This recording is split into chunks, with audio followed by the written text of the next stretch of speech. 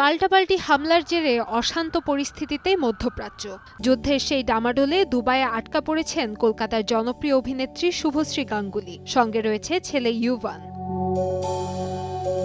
জানা গেছে, শুভশ্রীর বর্তমান অবস্থান দুবাইয়ের পাম জুমাইরার আশেপাশে একাধিক হোটেল ক্ষতিগ্রস্ত হয়েছে। তবে নায়িকা ও তার ছেলে এখনও নিরাপদেই রয়েছেন।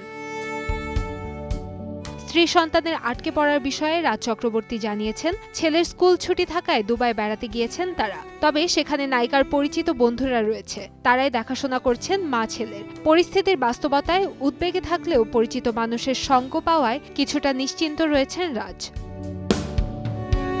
সরকারি সহায়তা প্রসঙ্গে রাজের ভাষ্য, এই মুহূর্তে বিশেষ কিছু প্রত্যাশা করছেন না তিনি। পরিস্থিতি দ্রুত স্বাভাবিক হবে বলে আশাবাদী এই নির্মাতা। দু একদিনের মধ্যেই বিমান চলাচল স্বাভাবিক হলে ছেলে ইউভানকে নিয়ে দেশে ফিরবেন শুভশ্রী, এমনটাই প্রত্যাশা তার।